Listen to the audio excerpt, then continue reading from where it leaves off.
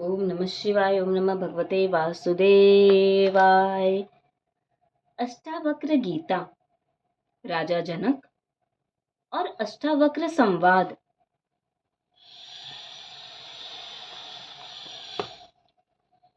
सूत्र 6।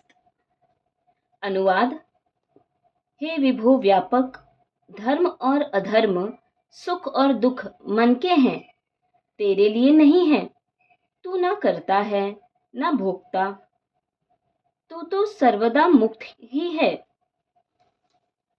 व्याख्या। यह आत्मा चैतन्य है, मुक्त है, असीम है, सर्वत्र है, व्यापक है। यह किसी बंधन में बंध ही नहीं है। शरीर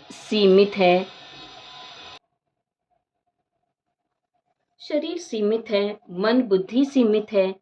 आत्मा किसी एक शरीर या मन से बंधी नहीं है। यह सारी भिन्नता शरीरगत है, मानसिक है, आत्मगत कोई भिन्नता नहीं है। इसलिए अष्टावक्र राजा जनक को विभो व्यापक शब्द से संबोधित करते हुए कहते हैं कि तू शरीर नहीं है, व्यापक आत्मा है, इसलिए तू सर्वदा मुक्त ही है।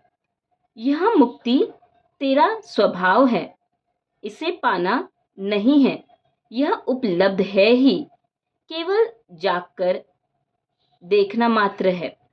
केवल रिसेप्टिव होकर कोई ठीक से सुन मात्र ले तो घटना घट जाती है। उसी क्षण जन्म जन्मों की विस्मृति टूट जाएगी, स्मरण लौट आएगा। खोजने वाला भटक जाता है, खोजने पर परमात्मा नहीं मिलता। खोजो को छोड़कर संसार के प्रति उदासीन वैराग्यवान होकर विश्राम में स्थित हो जाना ही पा लेने का मार्ग है। आत्मा व्यापक है, सब में एक ही है, किंतु शरीर की भिन्नता के कारण अज्ञानी को आत्मा की भी भिन्नता का भ्रम हो जाता है। यह मेरी आत्मा है, यह उसकी आत्मा है, भिन्न भिन्न आत्माएं हैं, आत्माएं अनंत हैं आदि। अष्टावक्र कहते हैं कि तू अहंकार के कारण अपने को कर्ता और भोक्ता मान बैठा है। यह अहंकार भी तेरी भ्रांति है। तू चैतन्य आत्मा है, जो ना करता है ना भोगता। अपने को कर्ता और भोक्ता मानने के कारण ही तू सुख दुख का अनुभव कर रहा है। तू धर्म और अधर्म की बातें करता है, वास्तव में यह धर्म और अधर्म, सुख और दुख मन के ही हैं। तू अहंकारवश ही अपने को आत्मा से भिन्न अनुभव कर रहा है। उसे छोड़ दे तो तू आत्मवत सदा मुक्त ही है। अहंकार और मन के मिटते ही तू कर्तापन और भोक्तापन से मुक्त हो जाएगा। वह इस धर्म अधर्म सुख दुख से भी मुक्त हो जाएगा। हरे कृष्ण हरे राम राधे राधे। सूत्र 7वां। अनुवाद। तू एक सबका दृष्टा है और सदा सचमुच मुक्त है। तेरा बंधन तो यही है कि तू अपने को छोड़कर दूसरे को दृष्टा देखता है। व्याख्या। इस सूत्र में अष्टावक्र जी अद्वैत को प्रतिष्ठा देते हुए द्वैत धारणा को भी बंधन का कारण मानते हुए जनक से कहते हैं कि यह आत्मा ही परमात्मा है, यही ब्रह्मा है, दोनों भिन्न नहीं हैं, एक ही हैं। तू भी वही ब्रह्मा है तथा यह समस्त सृष्टि भी उसी एक ब्रह्मा की अभिव्यक्ति है। वही परमात्मा है, सबका दृष्टा है, अतः तू ही सबका दृष्टा है। परमात्मा मुक्त है, अतः तू भी सचमुच मुक्त ही है। लेकिन तेरे बंधन का कारण मात्र इतना है कि तू अपने को छोड़कर दूसरे को दृष्टा देखता है। बड़ा अर्थपूर्ण सूत्र है। द्वैत एवं अद्वैत का। अष्टावक्र कहते हैं, तू सबका एक दृष्टा है, दूसरा कोई दृष्टा नहीं है। द्वैतवादी धर्म कहते हैं कि ईश्वर व मनुष्य भिन्न है,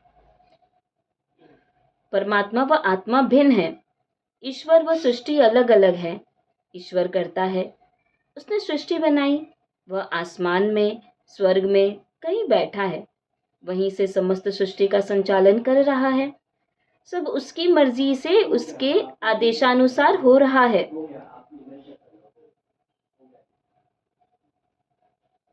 वहीं से समस्त सृष्टि का संचालन कर रहा है।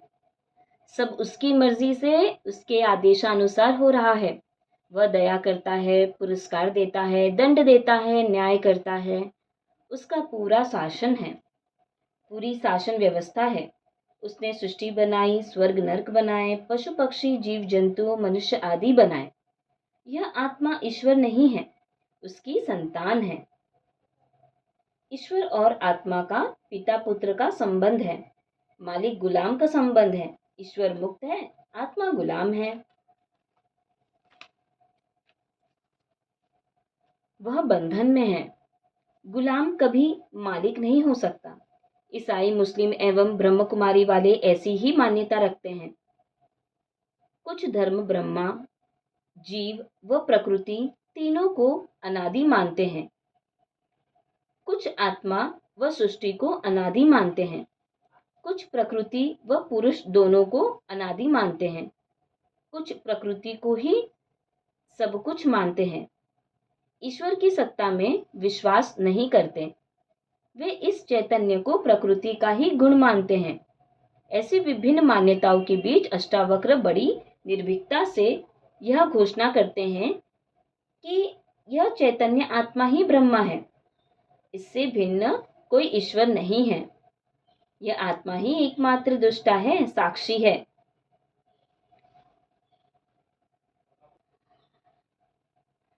कुछ धर्म आकाश में बैठे ईश्वर को दृष्टा कहते हैं कि वहां बैठे बैठे वह सब कुछ देख रहा है, पाप पुण्य सब देख रहा है। अष्टावक्र कहते हैं, यह आत्मा ही परमात्मा है, वह यही दृष्टा है, इससे भिन्न कोई दृष्टा नहीं है। यह आत्मा मुक्त ही है, किसी बंधन में बंधी ही नहीं। वे आगे जनों को कहते हैं कि तेरा बंधन यही है कि तू इस आत्मा के अलावा दूसरे को दृष्टा देखता है। जब दूसरा मौजूद है तो बंधन हो ही गया। यदि एक ही है तो कौन किसे बांधे, वह मुक्त ही है। यदि ईश्वर आत्मा से भिन्न है, जो इससे बड़ा है, तभी बंधन की बात पैदा होती है कि यह आत्मा उसके अधीन है, गुलाम है, उसकी सेवक है। जब दूसरा है ही नहीं तो बंधन किसका? वह मुक्त ही है। अतः आत्मा से भिन्न ईश्वर की सत्ता को मानना भी बंधन है। ऐसी आत्मा कभी मुक्त हो ही नहीं सकती। इसलिए ईश्वर की सत्ता को आत्मा से भिन्न मानने वाले धर्मों में मुक्ति की धारणा नहीं पाई जाती। वे स्वर्ग नरक या ईश्वर के साम्राज्य की ही बातें करते हैं। केवल अद्वैतवादी ही मुक्ति की बात कह सकें। स्वतंत्र होने में बड़ा भय है, बड़ी असुरक्षा है। मनुष्य स्वभाव से ही गुलामी खोजता है, इसलिए उसने ईश्वर को अपना स्वामी एवं स्वयं को गुलाम मान लिया। इसी विचारधारा ने द्वैतवादी धर्म को जन्म दिया। उपनिषद कहते हैं, अयमात्मा ब्रह्मा तत्वमसि आदि। यह अद्वैत की धारणा है। अष्टावक्र अद्वैतवादी हैं, इसलिए वे जनक से कहते हैं कि तू आत्मा है, वह वही आत्मा सबका दृष्टा परमात्मा है। इससे भिन्न किसी अन्य आकाश में बैठे हुए परमात्मा को दृष्टा मानना ही तेरा बंधन है। अज्ञानी ही आत्मा से भिन्न ईश्वर को दृष्टा, कर्म फल प्रदाता एवं कर्ता मानते हैं, ज्ञानी नहीं मानते। सूत्र 8वां। अनुवाद। मैं करता हूँ ऐसा अहंकार रूपी विशाल काले सर्प से दंशित हुआ तू, मैं करता नहीं हूँ ऐसे विश्वास रूपी अमृत को पीकर सुखी हो। व्याख्या। इस सूत्र में अष्टावक्र अहंकार को ही दुखों का कारण मानते हुए कहते हैं कि तू इस अहंकार रूपी विशाल काले सर्प से दंशित हुआ है, इसलिए अपने को कर्ता मानता है। यह मैं हूं की भावना ही तुझे इस ब्रह्मा अथवा चेतना से अलग करती है। जब तक तेरे में अहंकार है तू अपने को इस आत्मा से भिन्न मानता रहेगा। यही भिन्नता सभी दुखों का कारण है। इसलिए तू मैं भिन्न हूँ, मैं करता हूँ, इस अहंकार को छोड़कर मैं करता नहीं हूँ। कर्ता वही ईश्वर है, मैं निमित्त मात्र हूँ, उपकरण हूँ। ऐसे विश्वास रूपी अमृत को पीकर सुखी हो। मैं निमित्त मात्र हूँ, उपकरण हूँ, ऐसे विश्वास रूपी अमृत को पी कर सुखी हो। इस सूत्र में अहंकार को समझना आवश्यक है। समस्त सृष्टि की उत्पत्ति एक ही ब्रह्मा से हुई है। एक ही चेतना विभिन्न रूपों में अभिव्यक्त हुई है। शरीरगत चेतना आत्मा तथा समष्टिगत चेतना ही ब्रह्मा है। आरंभ में इस ब्रह्मा में कामना का स्फुरन हुआ। मैं एक हूं, अनेक हो जाऊं। इसी स्फुरना से सुप्त शक्ति का जागरण हुआ। वह शक्ति आगे विभिन्न रूपों का निर्माण करती रही। इन विभिन्न रूपों में व्याप्त चेतना को उस परम चेतना से पृथकत्व का अनुभव हुआ, जिससे मैं भाव उत्पन्न हुआ।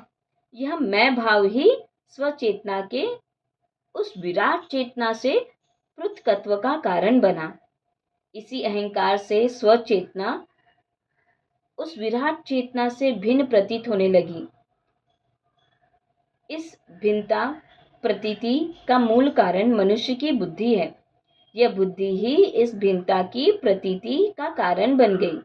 बाइबल की कथा है कि आदम ने शैतान के फुसलाए जाने पर बुद्धि का फल खाया, जिससे उसे स्वर्ग से पृथ्वी पर गिरा दिया गया। यह अच्छी प्रतीक कथा है। शैतान है अहंकार, उसी ने बुद्धि का फल खाने को कहा, जिससे मनुष्य स्वर्ग के बगीचे से अर्थात ईश्वर के सानिध्य से अलग हो गया। अतः यह बुद्धि ही जीव को परमात्मा से अलग करती है। लेकिन बुद्धि को फुसलाया अहंकार ने, अतः यह अहंकार ही मूल पाप है, जिसके कहने से वह स्वर्ग के बगीचे ईडन गार्डन से नीचे गिरा दिया गया। समस्त सृष्टि के आरंभ की प्रक्रिया इसी अहंकार से होती है। बाइबल में शैतान को ईश्वर के समान ही शक्तिशाली माना है। दोनों की सत्ता को स्वतंत्र रूप से स्वीकार किया है। वहाँ भारतीय दर्शन इस शैतान को अहंकार कहता है, किंतु इसकी स्वतंत्र सत्ता नहीं मानता।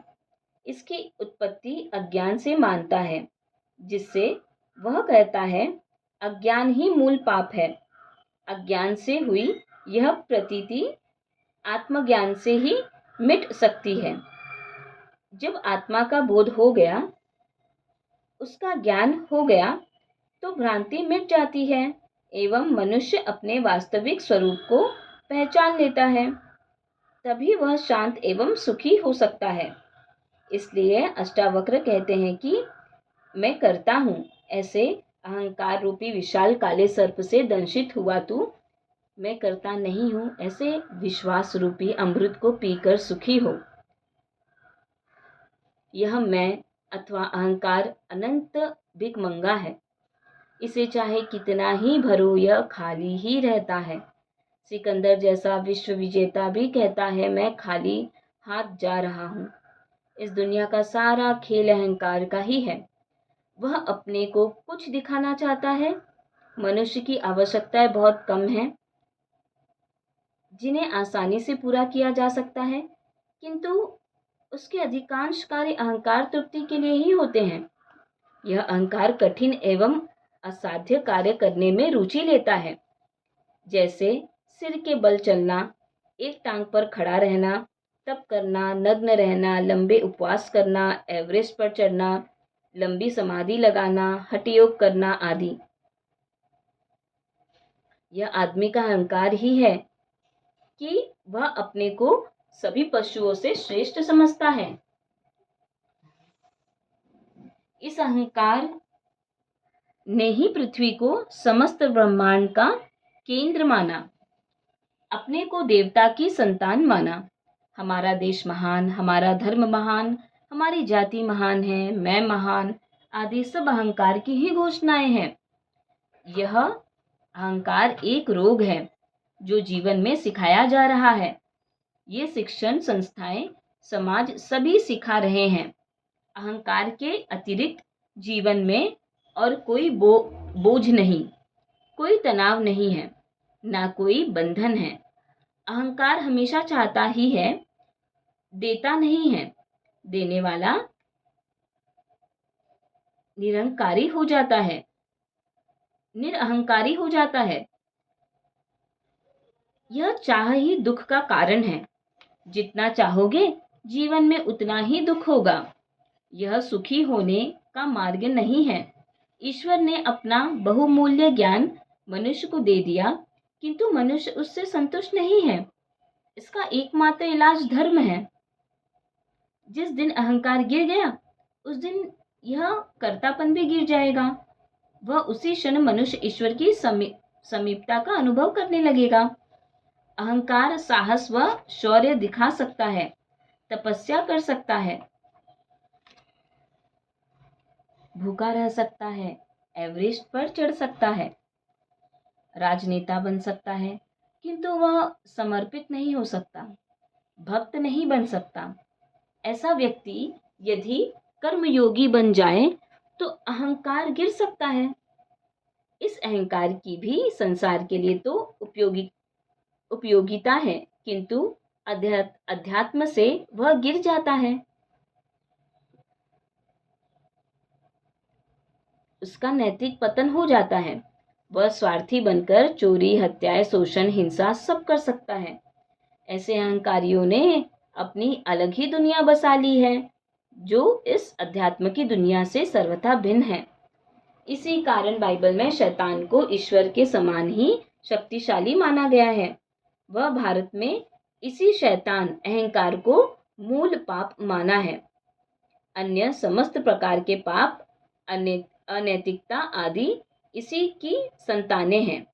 अहंकार बड़े परिवार वाला है, वह इसका संयुक्त परिवार है। यदि अहंकार है तो नरक जाने के लिए और किसी पाप की आवश्यकता नहीं है। सब पाप अपने आप होते चले जाएंगे, करने नहीं पड़ेंगे। इसलिए अष्टावक्र ने इस अहंकार को विशाल काला सर्प कहा है। यह छोटा मोटा भी नहीं है, विशाल है और साधारण भी नहीं है, काला सर्प है। साथ ही अष्टावक्र केवल इस बीमारी का निदान ही नहीं करते, बल्कि इलाज भी बताते हैं कि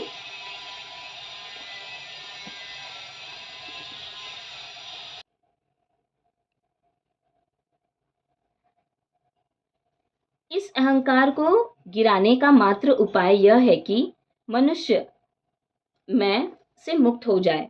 मैं करता नहीं हूँ, यह सृष्टि अपने विशिष्ट नियमों से चल रही है, परमात्मा ही एकमात्र करता है, ऐसा विश्वास पूर्वक मान लेना ही अहंकार मुक्ति के लिए पर्याप्त है।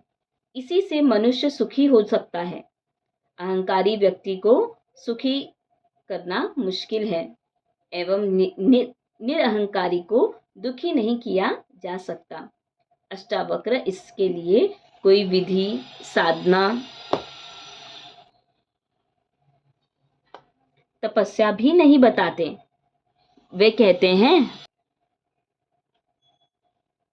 देखो इस तरह दृष्टि मात्र बदलो, पूर्ण विश्वास एवं निष्ठा पूर्वक, तो निश्चित ही परिवर्तन आ जाएगा।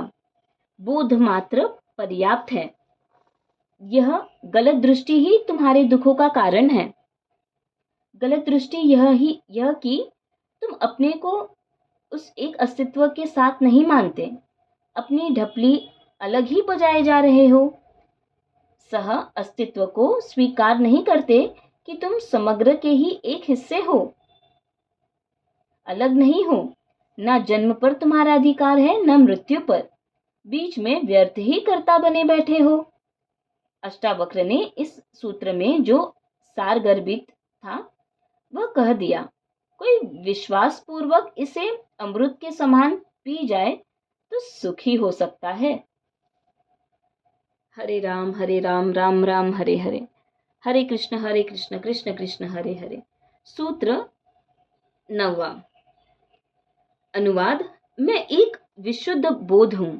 ऐसी निश्चय रूपी अग्नि से गहन अज्ञान को जलाकर तू शोक रहित हुआ सुखी हो। व्याख्या। अष्टावक्र केवल निषेध की बात ही नहीं करते कि अहंकार छोड़ दो तो ज्ञान होगा। केवल छोड़ना ही प्राप्त करने की आवश्यक शर्त नहीं है। निषेध वाले धर्म केवल छोड़ने की बात करते हैं, त्याग की बातें करते हैं। सब छोड़ दो, घर बार, पत्नी, बच्चे, कपड़े सब छोड़ दो, जंगल चले जाओ, भूखे रहो, भीख मांगकर खाओ आदि। इस छोड़ने की शिक्षा ने दुनिया का बहुत अहित किया है। छोड़ सब दिया किंतु मिला कुछ नहीं। ऐसे व्यक्ति की स्थिति बड़ी दयनीय हो गई। वह मार्ग से ही भटक गया, धोबी का गधा बन गया, ना घर का ना घाट का। किंतु अष्टावक्र विधायक हैं। वे कहते हैं, अहंकार मात्र छोड़ देने से, कर्तापन छोड़ देने से वह परम मिल ही जाए, यह आवश्यक नहीं है। फिर छूटने की भ्रांति भी हो सकती है, किंतु वह सूक्ष्म तल पर विद्यमान रहता है। यह मान लेने से कि अंधकार नहीं है, अंधकार विलुप्त नहीं हो जाता, दीप जलाने से ही दूर होगा। अष्टावक्र इसलिए विश्वास दिलाते हुए कहते हैं कि आत्मज्ञान के लिए तू यह निश्चय पूर्वक मान ले कि मैं विशुद्ध बोध स्वरूप आत्मा हूँ, तो तेरा अज्ञान रूपी अंधकार चाहे कितना ही घना क्यों ना हो, एक क्षण में विलीन हो जाएगा। अज्ञान का अस्तित्व नहीं है, वह ज्ञान का अभाव मात्र है। वह ज्ञान का अभाव मात्र है। जब तक ज्ञान नहीं है, अज्ञान रहेगा, किंतु ज्ञान का उदय होते ही वह लुप्त हो जाता है। इस ज्ञान प्राप्ति के बाद ही मनुष्य शोक रहित होकर सुखी हो सकता है। अज्ञान के रहते वह कभी शोक रहित नहीं हो सकता। अज्ञान के कारण मनुष्य की अनेकों अपेक्षाएं होती है। जब अपेक्षाएं पूरी नहीं होती तो वह दुखी होता है। अपेक्षा रहित जीना भी एक कला है। जो मिला है वह अमूल्य है। इसी में संतोष करके जीना, कृतज्ञ भाव से जीना ही परम सुख है। जितनी अपेक्षाएं बढ़ती हैं, दुख उससे कई गुना बढ़ जाता है। जीवन में ऐसा कभी किसी के साथ नहीं हुआ कि उसकी संपूर्ण अपेक्षाएं पूरी हो गई हो। यह जानते हुए भी मनुष्य अपेक्षाएं किए जा रहा है, वह दुखी होता है। इसका कारण वह स्वयं ही है, कोई दूसरा नहीं है। यह अज्ञान ही है जो विशुद्ध बोध से ही नष्ट हो सकता है। समझ ही पर्याप्त है। सूत्र 10वां। अनुवाद। जहां यह विश्व रस्सी में सर्प के समान कलिप्त भासता है, वही आनंद परमानंद बोध है। अतः तू सुखपूर्वक विचर। व्याख्या। अष्टावक्र जी इस सूत्र में आत्मा एवं सृष्टि का संबंध बताते हुए कहते हैं कि आत्मा स्वरूप है, निराकार है। उसी निराकार का साकार स्वरूप यह सृष्टि है। आकार बनते हैं व बिगड़ते हैं, किंतु मूल तत्व वही रहता है। स्वर्ण से विभिन्न आभूषण बनते हैं, उन्हें गलाकर पूर्ण विभिन्न आभूषण बनाए जाते हैं, किंतु मूल तत्व स्वर्ण वही रहता है। जो बनते बिगड़ते हैं वे अनित्य हैं, शाश्वत नहीं है। शाश्वत वही चैतन्य आत्म तत्व है। आत्मज्ञान अध्यात्म में इसी अनित्य को भ्रम कहा है। यह आज दिखाई देता है, कल नहीं रहेगा, इसलिए इसका सहारा लेना ही भ्रांति है।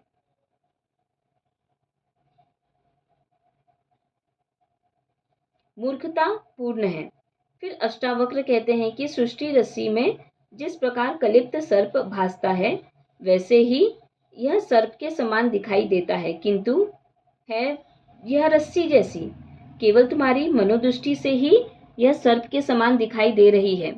जैसी है उसका ज्ञान तुम्हें नहीं है। मनुष्य के मन में जैसे भाव होते हैं, यह संसार उसे वैसा ही दिखाई देता है, किंतु संसार उससे भिन्न होता है। मन में भूत का भय रहने पर जंगल में क्या घर में ही भूत दिखाई देगा। स्वप्न में भी भूत आकर छाती पर बैठ जाएगा। किसी को चांदनी प्यारी लगती है तो विरही को वह आग जैसी ज्ञात होती है। सुखी आदमी का अपना घर स्वच्छ लगता है तो दुखी को वही खाने को दौड़ता है। सुखी आदमी को अपना घर अच्छा लगता है तो दुखी को वही खाने को दौड़ता है। किसी को रस्सी सांप दिखाई देती है तो तुलसीदास जी को सांप भी रस्सी दिखाई दिया। किसी के लिए यह संसार फूलों की बगिया है तो किसी के लिए यह कांटों का वन है, जिसमें उलझ उलझ कर लोग मर रहे हैं। कुछ कहते हैं ईश्वर ने सृष्टि बनाई, यह बहुत सुंदर है। पर्वत, नदी, झरने, मैदान, वन, समुद्र, बादल, इंद्रधनुष, सूर्य, चंद्र बड़े सुंदर हैं, तो कुछ को इसमें दुखी दुख दिखाई दिया। यह सब मनुष्य की दृष्टि है, उसके देखने का ढंग है। उसकी जैसी मानसिक स्थिति होती है, वैसे ही सृष्टि दिखाई देती है। यह दोष सृष्टि का नहीं, देखने वाले की दृष्टि का है। इसी प्रकार ज्ञानी व अज्ञानी की भी अपनी अपनी दृष्टि है। अज्ञानी को यह सृष्टि सत्य दिखाई देती है। यह इसे शाश्वत भी मानता है कि यह सृष्टि अनादि है। इसी प्रकार ज्ञानी व अज्ञानी की भी अपनी अपनी दृष्टि है। अज्ञानी को यह सृष्टि सत्य दिखाई देती है तो इसे शाश्वत भी मानता है कि यह सृष्टि अनादि है, इसको बनाने वाला कोई नहीं है, यह सृष्टि ही सत्य है, इससे परे कोई सत्य नहीं है। जो प्रत्यक्ष है, दिखाई दे रही है, वह असत्य या मिथ्या कैसे कही जा सकती है। परमात्मा जो दिखाई नहीं देता वह असत्य या मिथ्या हो सकता है, किंतु सृष्टि कभी मिथ्या नहीं हो सकती। यह नित्य है, शाश्वत है, सत्य है। बुद्ध ने इस सत्य एवं मिथ्या का अच्छा विवेचन किया है कि यह सृष्टि भ्रांति नहीं है, मिथ्या भी नहीं है, सत्य भी है, किंतु शाश्वत नहीं है। इसलिए यह क्षणिक सत्य है, थोड़े समय के लिए सत्य है। पूर्ण सत्य उसी को कहा है जो शाश्वत है। जो शाश्वत नहीं है वह सत्य नहीं हो सकता। अष्टावक्र की दृष्टि अनूठी है। वे इन सब विवादों से ऊपर मर्म की बात कह रहे हैं। सभी अद्वैतवादी ऐसे ही रस्सी में सांप का, सीपी में चांदी का, मृग मरीचिका का, गहनों में सोने का व घड़े में मिट्टी का उदाहरण देते हैं। अष्टावक्र भी कहते हैं कि यह विश्व रस्सी में सर्प की भांति कलिप्त भासता है। इसका अर्थ यह नहीं है कि संसार नहीं है या संसार कल्पना मात्र है, बल्कि इसका अर्थ है संसार तो है, सृष्टि है, ये वन, पर्वत, नदियां, झरने सभी हैं। ये जीव जंतु वनस्पति आदि सभी हैं, किंतु इससे सुख की आशा करना मृग मरीचिका के समान है, जो कभी मिल नहीं सकता। यदि संसार में सुख मिलता तो आज की दुनिया भौतिक सृष्टि से बड़ी संपन्न है। आज कृषि, विज्ञान, यातायात, दूरदर्शन, दूरश्रवण आदि में अभूतपूर्व प्रगति की है। आज मनुष्य चांद पर जा पहुंचा, सूर्य, चांद, सितारों से आगे की जानकारी ले आया, बुद्धि का चरम विकास कर लिया, जैसा लाखों वर्ष में नहीं हुआ, वैसा इन 400 वर्ष में कर दिखाया। आज सामान्य मनुष्य को भी घर में जितनी भौतिक सुविधाएं प्राप्त है, उतनी 500 वर्षों पहले बड़े बड़े संपन्न व्यक्ति को भी प्राप्त नहीं थी। फिर क्या कारण है कि मनुष्य दुखी है? वास्तविकता यह है कि मनुष्य की जितनी सुविधाएं बड़ी हैं, उतनी ही वह अधिक दुखी हुआ है, आज जितनी चिकित्सा सुविधाएं बढ़ी हैं, उतनी ही बीमारियां भी बढ़ गई हैं। जितने न्यायालय बढ़े, उतने ही जुर्म बढ़ गए। जितनी भौतिक सुविधाएं बढ़ी, उतना ही मनुष्य का नैतिक पतन अधिक हुआ। जितना ज्ञान बढ़ा, उतना ही अज्ञान भी बढ़ गया। जितने साधु संत, मंदिर, मस्जिद, गुरुद्वारे बढ़े, उतना ही अधर्म बढ़ गया। जितना कृषि का व उद्योगों का विकास हुआ, उतनी ही भुखमरी व बेकारी भी बढ़ गई। जितना अच्छाई लाने का प्रयत्न किया गया, उतनी ही बुराई अपने आप बढ़ती गई। एक विपरीत समानांतर व्यवस्था अपने आप बन गई। क्या कारण है इसका? इसका उत्तर किसी के पास नहीं है। केवल अध्यात्म ही इसका उत्तर देता है कि इस सृष्टि में, इस संसार में, इन भोगों में सुख ढूंढना मूर्खता है। यह मृग मरीचिका है, कभी मिल नहीं सकता, क्योंकि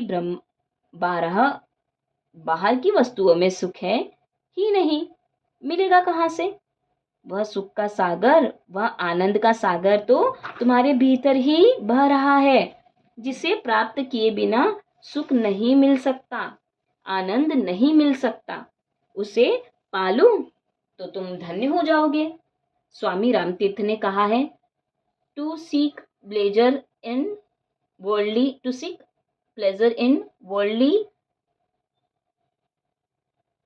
objects in vain. The home of bliss is within you. सांसारिक विषयों में आनंद ढूंढना व्यर्थ है, इस आनंद का निवास तुम्हारे भीतर है। अष्टावक्र इसी सत्य को प्रकट करते हुए कहते हैं कि यह संसार रज्जु के समान है, निर्जीव है, प्रकृति मात्र है, भौतिक है। यह तुमको ना सुख देता है, ना दुख, निरपेक्ष है। यह तुम्हारे ऊपर है कि तुम इसका कैसा उपयोग करते हो। यह सर्पवत नहीं है, तुम्हें इससे डरने की आवश्यकता नहीं है।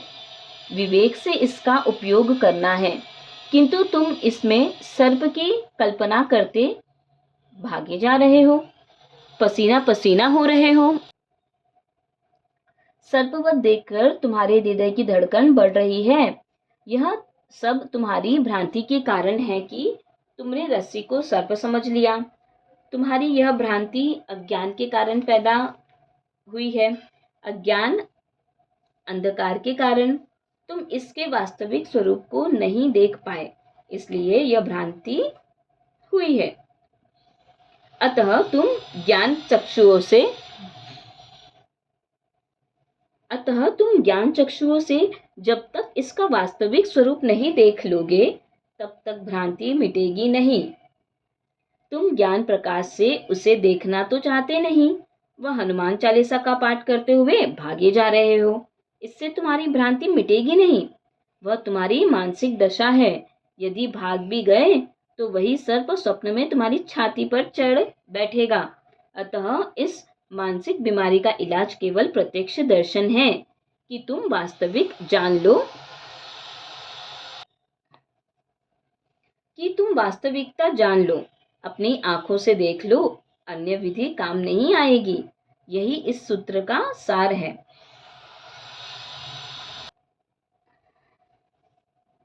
साथ ही अष्टावक्र जनक को कहते हैं कि वह संसार सत्य है या असत्य, अच्छा है या बुरा, रस्सी है या सर्प, इससे कोई प्रयोजन नहीं।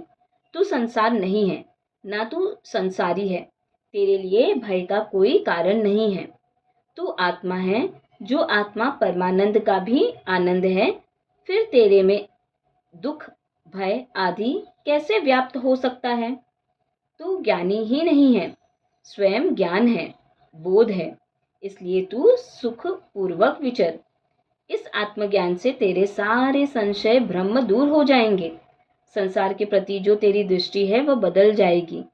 जिस प्रकार स्वप्न में किसी को देखकर भय लगता है, किंतु स्वप्न टूटने पर भय दूर हो जाता है, उसी प्रकार अज्ञानी ही संसार से भयभीत होता है। ज्ञान होने पर वह इस काल्पनिक भय से मुक्त हो जाता है।